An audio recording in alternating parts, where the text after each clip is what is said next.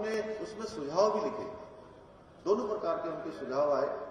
उसके बाद हमने मंत्रिमंडल की उप समिति बनाई और मंत्रिमंडल की उप समिति ने अपनी संस्तुति दी और उसमें उन्होंने जिस प्रकार से भी जो रिपोर्ट आई थी उसी रिपोर्ट पर उन्होंने भी अपना एक जो होता है उसमें लिख कर दिया। चूंकि मैंने 30 नवंबर की डेडलाइन तय की, मैं केदारनाथ जी में गया था तो वहां माननीय प्रधानमंत्री जी का प्रोग्राम होने वाला था। उससे पहले वहां केदार सभा के लोग, हमारे चारों धामों के लोग, सारे लोग एकत्र हुए और उन सबके समक्ष ये बात आई थी। तो बोले कि आज ही यहीं पर भंग करिए आप। जब मैं वहां गया तो सारे लोगों ने पकड़ लिया। तो मैंने कहा देखिए मैं जो कह रहा हूं मैं अवश्य करूंगा, लेकिन आप मुझे समय दीजिए। बालकानंद जी महाराज, तो मैंने कहा आप समय दीजिए मुझे और निश्चित रूप से हम जो भी फैसला करेंगे सबकी भावनाओं के अनुरूप करेंगे और सब लोग जिसमें सहमत होंगे अच्छा फैसला करेंगे। आप लोगों के बीच में से भी लगातार बात आ रही थी, तो हम पूज्य संतगणों का अपमान कैसे कर सकते थे, कैसे उनको नाराज कर सकते थे जब उनकी भावना है कि ये एक्ट वापस लिया जाना चाहिए, इसमें सुनवाई नहीं हुई। तो हमने निर्णय लिया, हमारी सरकार ने निर्णय लिया कि हम इस देवस्थानम एक्ट को वापस ले लें। तो पत्रकार बंधु मुझसे पूछने लगे कि भाई तब बनाया था, अब आप वापस ले रहे हैं। मैंने कहा ये देशकाल परिस्थिति है, उस समय कुछ और सोच के लिया गया था, लेकिन इस समय सबके हित में मैंने कहा मैं मुख्य सेवक हूं, मैंने इसको वापस लेने का निर्णय लिया। तो आप सबके आशीर्वाद से इसको वापस ले लिया। आगे चलकर हमारे देवस्थान, हमारे मंदिर, हमारे मठ, हमारे जैसे धार्मिक स्थल सब अच्छे बने। हमने कहा इसके लिए हम आगे नई व्यवस्था सोचेंगे और उस नई व्यवस्था को सोचने के लिए हम सभी का सहयोग लेंगे, सभी के सुझाव लेंगे। हमने अभी प्रधानमंत्री जी ने 2025 का एक विजन हमारे सामने रखा है कि जब ये राज्य 2025 में अपनी स्थापना का 25वां स्थापना दिवस मना रहा होगा, तो 25वें स्थापना दिवस को मनाते समय हम सब लोग हर क्षेत्र में उत्तराखंड हिंदुस्तान का अग्रणी राज्य बने, श्रेष्ठ राज्य बने, उसके लिए हमने एक बोधिसत्व कार्यक्रम भी शुरू किया है, विचारों की श्रृंखला शुरू की है।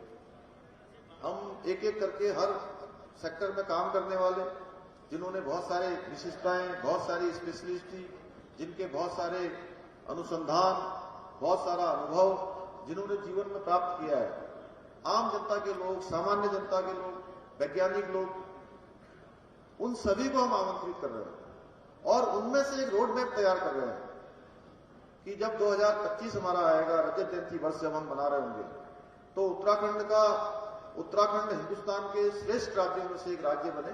उसके लिए हमारा पर्यटन का क्षेत्र, संस्कृति का क्षेत्र, धर्म का क्षेत्र, अध्यात्म का क्षेत्र, हर क्षेत्र में काम हो, सड़कों के क्षेत्र में काम हो।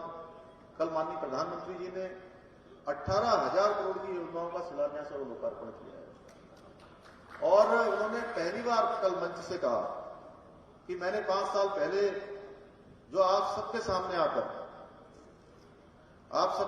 आकर जो बात मैंने पहले कही थी, मैं उस बात को फिर से आप कह रहा हूं कि 5 सालों में उत्तराखंड के अंदर 1 लाख करोड़ से भी ज्यादा योजनाएं स्वीकृत हुई हैं।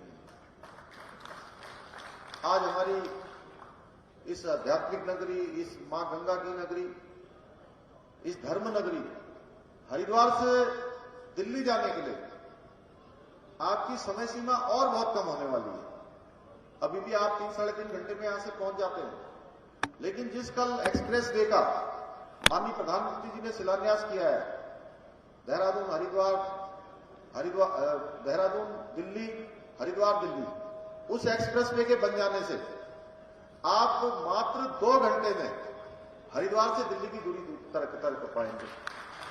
हमारा जो एयरपोर्ट है, उस एयरपोर्ट को अब अंतर्राष्ट्रीय स्तर का एयरपोर्ट बनाया जा रहा है चारों धामों में जाने वाले ऑल वेदर रोडों पर बहुत तेजी से काम हो रहा है।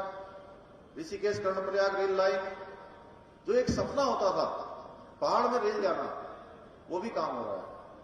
हमने इस छोटे से कालखंड में जो समय मुझे मिला है, आप सबके आशीर्वाद से, भगवान की कृपा से, उस 5 माह के शासनकाल में जो मुझे सेवा करने का अवसर मिला, मैंने 500 से भी अधिक फैसले इस दौरान लिए हैं।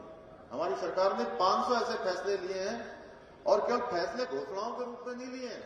मैं आपको बताना चाहता हूं कि जब मैं शुरू में ऐसे फैसले ले रहा था, तो हमारे चूंकि राजनीति का क्षेत्र है, तो इसमें पक्ष विपक्ष दोनों होते हैं, तो लोगों को लग रहा था कि मैं केवल घोषणाएं कर रहा हूं।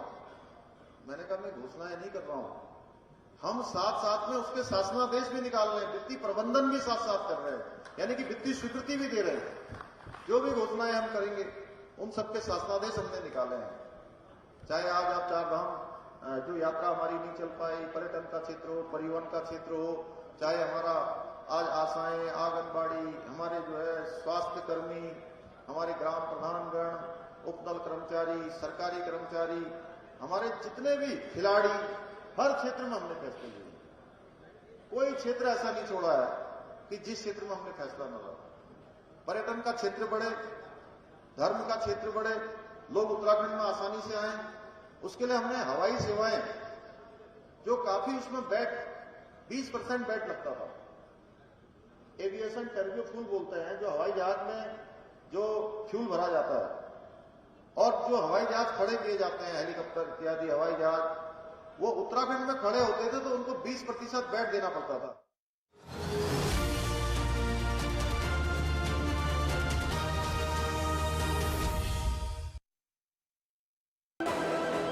बाजपुर में कांग्रेस